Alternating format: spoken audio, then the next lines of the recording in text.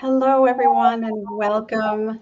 You have joined us on the Tips for the Transition Career Roadmap podcast this morning, and I want to say thank you very much for joining us. We come to you live every week on LinkedIn, Facebook, and YouTube, and we are also available on all of your favorite podcast channels. I'm Maria Tomás-Keegan, your host. I'm a life and career transition coach, and my vision is to create resources to help women navigate their career and their lives when they are challenged, and so they can do it with more ease and grace. Each week, we have conversations with inspiring women, and they are intended to help other women around the world become more confident, brave, and resilient. So if anything in this episode strikes a chord for you, take a look at the show description below or the comments below, depending on where you're watching or listening, for contact information for my guest and for me, in case you want to continue the conversation. So today we're going to talk about burnout. It is something we hear a lot about as it relates to work. So let me ask you, have you ever felt chronically stressed at work? Or maybe you feel exhausted, or that your attitude has turned more negative than positive. Maybe you're feeling disconnected from the work you do and you're not sure why. And maybe you're becoming more ineffective. Those are all potentially signs of burnout. So I've asked Natasha Dewhirst to join us today from the UK because she has experienced firsthand the impact of living in survival mode, which shows up as symptoms of burnout or perfectionism or negative automatic thoughts, those things we just think about without thinking about them, and poor emotional well-being. So Natasha now supports clients whose lives and business performance are also sabotaged. We'll learn why burnout is so common, who's at more risk, and how we can help ourselves and someone else if we feel like we're on the verge of burnout. Natasha is the CEO of Lead From Within Therapy and Coaching, founder of the Learning to Be Institute, and creator of Burnout Reset and Recovery Program. She combines the most advanced techniques in psychology, personal development, and somatic therapy, enabling hundreds of women globally to shortcut their healing, freeing them from burnout, childhood trauma, and stress, so they become the emotionally resilient women that they were born to be. So we call this episode Keeping Burnout at Bay. So let's get started. Hello, Natasha. Good afternoon, Maria. Thank you for having me. It is my pleasure. So I'm going to ask you to speak up so we don't miss a word that you have to say. I want to jump right in if you don't mind. Are you okay with that? Absolutely. Okay. So let's talk about why burnout is so common. Absolutely, because it is something that we're seeing that is increasing all the time. And at the moment, we're in a particularly challenging time. We've spent 2 years in a kind of holding pattern in a world that's changing. And more people, because of this, are becoming overwhelmed, burnt out, exhausted. We've got people that are stepping up, they're working overtime, there's people working from home, they've got Zoom fatigue. And don't forget the responsibilities that have been creating a lot of the burnout in the first place. So it's becoming more common because more and more people are carrying these triple responsibilities. They might be caring for a parent, they may be caring for young children, they may be holding down one or two jobs. And what's happening is people are so busy trying to do all of the things that they believe are the things to do to be successful, to be doing a good job for their employers or for themselves or for their families, that really there's not a lot of time and space left for their health and well-being. That's getting put on the back burner. So we're seeing these additional responsibilities really depleting people at the moment. Well, you've hit on some very really common things that we all struggle with, I think, at one time or another, and it's finding that harmony, with a lot of people call it work-life balance. I prefer to call it life harmony, so that we're taking care of ourselves so that we can be at our best for all the other things in our lives. And you hit on so many things. So tell me, do you think that there are certain personality types that are at more risk for burnout? Absolutely. I think this is a really good way to start looking at burnout. Now, from my work and working with so many people, I'm beginning to see these patterns. And we've got people who fulfill certain roles in their lives that are more at risk. So let me give you some examples of the top ones that I see time and time again. And the first one probably won't be of a surprise to anyone. If we're somebody that is a high achiever, an A-class person, we feel like we need to get everything done. We have to really do our best. We have to really perform at 110%. We want to show up and make sure everything's perfect. Now, we're really at risk of burnout. And the interesting thing that's not spoken about so much is why this is the case. Now, people that have this perfectionism tendency, they haven't just decided one day to become a perfectionist. This is something that has been conditioned from their childhood. So the way in which they were loved or noticed or rewarded or witnessed was when they were perfect, when they did really well at school or a sport or in helping somebody. So that's one of the key personality types. Another one is when we're an exhausted person, where we feel... Before, I'm sorry, Natasha, please let me interrupt here, because I think you've hit on it.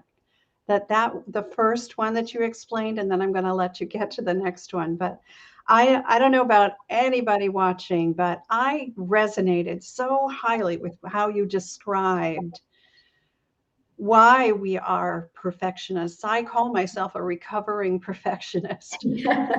And it's a habit that just keeps showing up. And you're so right about how we were raised and the expectations that were put on us when we were very young, and how we carry those right into and through adulthood. And if we're not careful, it can set us up for some really ugly stuff to happen, huh? It really does. We lose our identity. We think that that's our identity, but really it was never more than a coping mechanism to get the love and attention that we needed as a child. Oh boy, yeah. All right, let me let you get back to the second one. Go ahead. That's okay. So the next personality type that I'm seeing showing up time and time again is somebody that is exhausted. They give constantly, and that might be to their colleagues at work, it might be in their own family, but the pattern here is overgiving. They're giving, they're giving, they're giving. And the reason that they do this is because they believe that that is the only way that they will receive love. So they've maybe grown up as a child in families where, for whatever reason, the parents weren't able to give and the parents needed support, or the parents only really noticed them when they were stepping up and taking care of siblings or helping the parents with what they needed to do. So this pattern is really prevalent today. But what we don't really see when somebody has got this kind of mask is that underneath that is a great deal of anger and resentment, because nobody is noticing their needs and what they need. So they give and they give and they give until they burn out. And never once do they stop and say, oh, actually, can somebody help me? Or I can't take on that extra project, because they're hardwired to give. Now, the third, go on. Yeah, it is. You're just touching on some things that I think about some of my clients, and that the givers. We are, especially women, right? We are raised to give. Yeah. So when you say hardwired, I think that hardwiring happens again as a result of how the expectations that are put on us when we are younger. Be a good girl. Go and get that for me. Do that for me. That's being good. Right. Yeah. Okay. All right. Third one. Now, the third one's an interesting one. And not so many women have this mask. This is often more of a masculine one, but again, it's something that I'm seeing in my clients. And this is where somebody is quite controlling. And, you know, that looks on the outside as a very hard exterior, needing to be in control, stay in control, doing all the things, even though there's other people in the organization that could pick things up. And, you know, the softness, the understanding of what's underneath that is really important, because this person has been conditioned that when they're out of control, when they're not in control, they end up being betrayed or let down. So it's a real safety mechanism for some people, that the only way I can be safe is to stay in control. But the cost of staying in control is I end up burning out because I'm doing too much. I actually know some women who have that feature. You know, that we call it the control freak, right? I have a little bit of that too. And I think we all have a little bit of that, but it's when it becomes the prevalent way of operating that it gets us in trouble, right? Yeah, I have to do this all alone. No, you cannot help me. I have to be the one to do it. You know, I think a lot of entrepreneurs struggle with that too, that idea that if I don't do it myself, it won't get done right. Absolutely. Yeah, we hear that time and time again. And I think the important thing about, you know, the people that are more at risk and maybe the kind of personality types that we have is none of these personality types are wrong.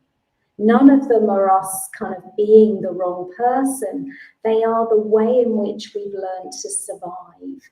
And so we become more at risk from burnout. And we have a little bit of all of them in us. You know, we have these different parts in us. So if you're listening or watching and you're then resonating with any of these and thinking, oh no, that's me, there's nothing wrong with that. But it is that kind of bringing that compassion. Okay, that's why, you know, I keep getting exhausted, why I overgive, why everything has to be perfect, why I have to stay in control. These are survival techniques. Okay, you've explained the personality types that might have a tendency to burn out. So let's talk about what they might be feeling that could cause them to think that maybe I'm on the verge of this thing called burnout. What are some Yeah. of those symptoms? Yeah, I mean, there's so many there. And, you know, what I see time and time again is particularly women, they've no idea that they're close to burnout. There's so little headspace, bandwidth available that they really believe that in that moment, if they just get through the next project at work, if they just get this one thing done, that they genuinely will be able to stop, recharge, replenish themselves and get back to something called normal. But the truth of it is obviously that that doesn't happen because the symptoms have been calling out to them for a long time, but we ignore them, we dismiss them. And again, based on our personality types, I don't have those symptoms, I'm not weak, or well, that doesn't fit in with what I need to do, so I'm going to ignore that, I'm going to push that over there, or I don't have the capacity to do that as well. So what I see is one of three things. I see a lot of overthinking, a lot of worrying, and particularly late at night, lying in bed with those checklists of all the things that need done that never quite get done. The list just gets longer and longer, right? Then the other thing that I'm seeing in this is the tightness in the muscles, and real kind of like grinding of the teeth, stiffness in the neck, holding on tightly. And this also impacts the stomach, and so there'll be a lot of stomach aches, different stomach conditions coming up in these clients. And then there's also the suppressed anger. So we might notice that that's just, kind of eking out a bit. We might be snapping at a co-worker, we might be a bit short-tempered, and this anger's just bubbling there all the time because our own needs are so suppressed. So there's those kind of, things that are trying to get our attention. But then there's some other things like we've completely lost our sense of humour. Nothing is funny anymore because we're just too far down this road. And, we may find that every day we have like a really bad migraine, or, we're just getting these physical symptoms of headaches, unexplained aches and pains in the body. Our weight might be going up and down, and we're really kind of being knocked about, I like to say, by everything that comes towards us. So it's like a boat being kind of blown around in the sea. There's no kind of, direction. We're just being bobbed along. So these symptoms really impact how we see the world. We stop being joyful. The kind of colour has gone out of our lives, and we can't see a way out of it because we have no bandwidth. So we don't stop and go, okay, something's not right here. What do I need to do? We just, like I said at the beginning, we put our heads down. If I just get through this one thing, everything will be okay. If I just finish this project, I'll be fine. And of course, sadly, once burnout starts in that spiral, it can really take us a long time to pull ourselves back up again. So it's very, very serious. Okay, so now we've described what they might be feeling and that it is this spiral downward, or it can be when it goes unchecked. So is there a tool, is there a technique that these people who struggle with this can use to help them bring them kind of back from the verge? Absolutely. And I think, something that's often overlooked is the reason why we tend to fall into burnout. So if we're somebody that we have a pattern, actually this is beginning to be my pattern. I keep giving. Why am I giving?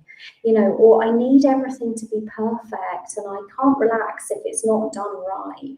Or I need to be in control. If we have these tendencies, one of the most valuable things we can do is actually trace that back and find the taproot of that experience and why we believe that's how we need to show up in the world to be worthy, to be accepted, to be loved. If we undo that, we undo everything. So I think if anybody does have those tendencies, finding a good therapist to start unpicking those beliefs that are colouring how we see ourselves in the world is definitely a really important first step.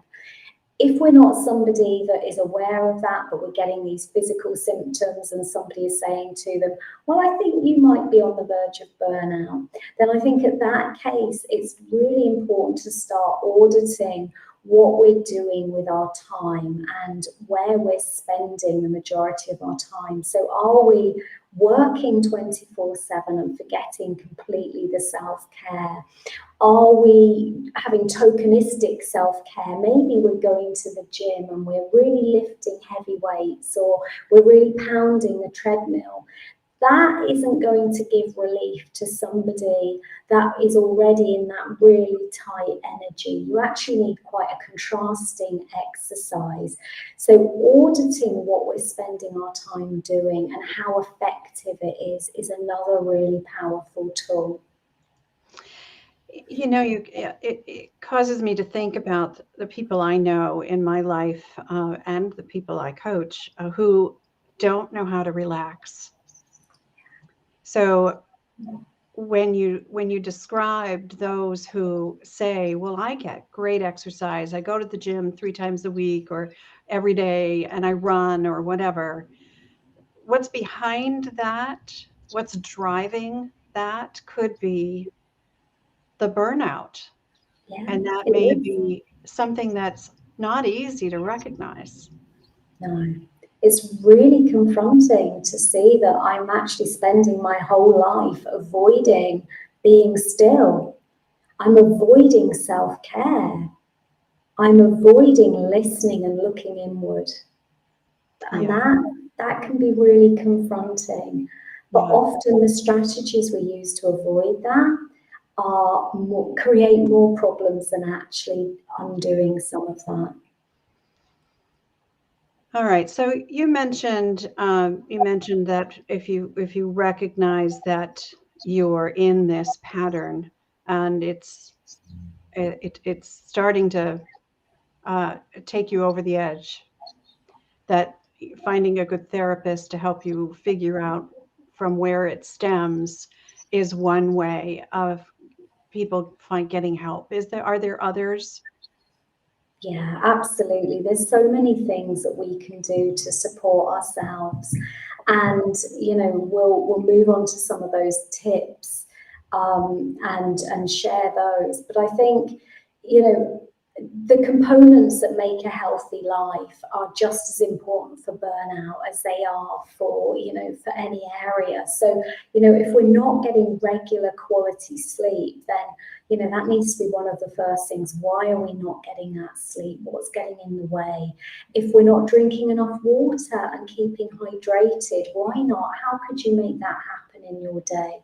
How could you exercise in a way that is nourishing and nurturing, that works with you and brings in some softness into your body? And of course, this won't be a surprise to you, but how can we set boundaries in our lives so that we can meet our own needs, do the things that we have to do, and not really work ourselves into the ground? And that is possible. It's the mindset, it's the negative automatic thoughts that tell us that it isn't. Yeah, I love you just said to meet our own needs, to do things that meet our own needs. And what I've recognized in some of my clients is that they don't even know what they are because they are so immersed in this pattern of always doing, always giving, whatever their pattern is, that they don't always know what they need. And, No. and and getting the help to discover what would nourish them Yeah. is a worthy endeavor. Absolutely. There's a phrase I like to use, and it's reparenting. How do we reparent ourselves? And, what are the things that if this was a young child asking us, or a trusted friend, that was in this situation, what advice would we give them? How would we nurture and nourish them? Because often we don't know how to do that for ourselves. Yeah, that's a great way to reframe it. You know, we wouldn't do this. We wouldn't want to see our friend or our loved one going through this. Yeah, that's a great way. All right, before we get to our tips segment of this episode, I know you have a favorite quote or mantra. Would you share that with us? Absolutely. So my favorite quote, which has really stood me in good stead, and that one of my mentors shared with me, is whatever you can be with will be with you. And that takes a little bit of thinking to get your head around that. But it's about really that self-trust that you can be with whatever you need to be, and you will only be given what you can manage at one time. So to stop and to learn exactly like you were saying, what are my needs? Who am I without this identity of giving, or making everything perfect or overdoing things? When we start to stop and look at that, to trust that you're going to be able to do that, that it won't be too overwhelming, that you will have the strength to be with it. All right, so give us that quote one more time. So whatever I can be with will be with me. Whatever I can be with will be with me. I love that. That's great. All right. Okay, so we're going to get to what our viewers have told me is their favorite part. It's the practical tips that my guests bring every episode, and it's why we call this show Tips for the Transition. So, Natasha, what's your first tip for us? Okay, so my first tip, and the most important one, which people might be surprised about, it's about grounding yourself. So nothing else will work for you until you are grounded. So that's feet on the floor. If you're finding that you're really triggered, you're really overwhelmed, you feel like you just can't keep up with everything you need to do, you can sit on the floor, you can lie on the floor, but grounding your body is the single most important thing that you can do. Okay, so as we're sitting on the floor, standing, lying on the floor, what should we be doing while we're doing that, grounding ourselves? So once we've grounded and we're there, then we move into the second thing that's the most important thing, and that is all about breathing. And breath work is very popular at the moment, but the real beauty behind this that isn't talked about enough is our breath is what signals to our mind whether we're safe or we're unsafe. So in that moment of being overwhelmed, exhausted, burnt out, and trying to do all the things in our work, we can really help ourselves. We stop, we ground, and we breathe. And it's not any breathing. What we need to do is we breathe in for 4 and we breathe out for 8. And in doing that, we are telling our mind, I'm safe. Your heart rate starts coming down, and our mind picks up on the signal. Okay, the body's calming down, everything's good. So this is a really important tip.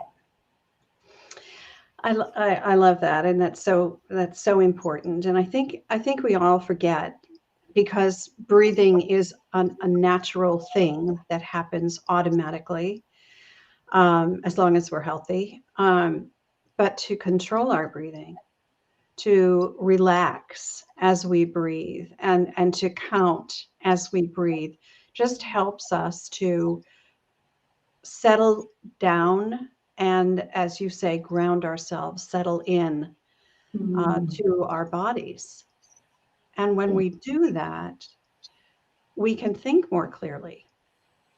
We can reduce that sense of overwhelm that can take over. I love that. Do you have a third one? I do, yes, yeah. And the other thing that the breathing, just going back to that, is it stops us going up into fight, flight, freeze and flop, which are our stress responses. So it helps on many levels. So my third tip for people that are on the edge of burnout or in burnout is all about rest. And a really good visual to hold in your mind is that you are two AA batteries, and that these batteries won't last for the whole day and they need recharging during the day. So stopping and recharging those batteries and eating well during the day is going to be really important. And people say, but I'm so busy, I can't do that. Believe me, small pockets of rest, even 5 minutes, where we do the breathing and we trigger the parasympathetic nervous system, where we look up at the sky, where we feel connected to nature and something outside of us. These small pockets of rest is what will keep you going through the day. So it's counterproductive to feel that you don't have the time, because when you do them, it creates the time. And like Maria, like you just said, it creates the headspace and the clarity. You can start thinking clearly again. You can become focused. I love the image that conjured for me, being like a AA battery that needs to be recharged. We don't want to have to replace the batteries. We want to recharge them so that they don't fully deplete, because it's when we are depleted that that we're no good to anyone. We're no good to ourselves, and we're no good to anyone else. And I love, before you said we can get snappy at people and unintentionally, but it's not. It's the burnout, that it's the symptoms that we're experiencing that are kind of doing the talking. Absolutely. All right. Do you have one more? I do. I have many more. I could keep you here all day. You could keep going, right? Yeah, but I think the other thing is really about having your own back. So no matter, what your home situation looks like, I think there's something in really bringing some self-discipline to yourself that is really, counterintuitive when we're stuck and we're thinking, I don't have the time, I don't have the resources. But really looking at how you could have your own back. So can you bring in somebody to, help with your shopping? Could you delegate something? Could you pre-order all of your cleaning materials? Could you batch cook meals one day a week? How can you bring some kind of routine and discipline into your daily life so that you are parenting yourself while you are in this really, busy time, and you're trying to find a way to take your foot off the gas? So it's again about coming back to nourishing and supporting ourselves with these small routines of getting things really working for us. I love what you just said. Parenting ourselves, right? Taking care of ourselves as our parent would, right? Looking out for us, for our better good, right? For our own good. And finding those small, I had to learn this, finding those small ways that we can offload activities that we would normally do ourselves, and ask someone else to do them. So I'm caregiver for my husband, and I've got a full plate running a business, taking care of the household all by myself, essentially, and taking care of him. And a coach of mine said to me one day, when I was just probably on the verge of burnout and not recognizing it, she's asked me what my daily routine was. And on that particular day, I had the grocery shopping to do. This is pre-pandemic. And she said, well, have somebody else do it. And I didn't know how to do that. I didn't think anybody else could do my grocery shopping and pick out my fruits and vegetables and my meats and everything else, to as well as I could. And I said that to her, and she she said, do you really think that's true? So we really have to examine what we're doing that somebody else could do for us and allow that, kind of let it go. I had to let it go. I had to learn to let it go. And then the pandemic hit, and somebody has been doing my shopping now for more than 2 years. It's something I was able to let go. We have to really condition ourselves for that. We do, and it can really feel uncomfortable to do that.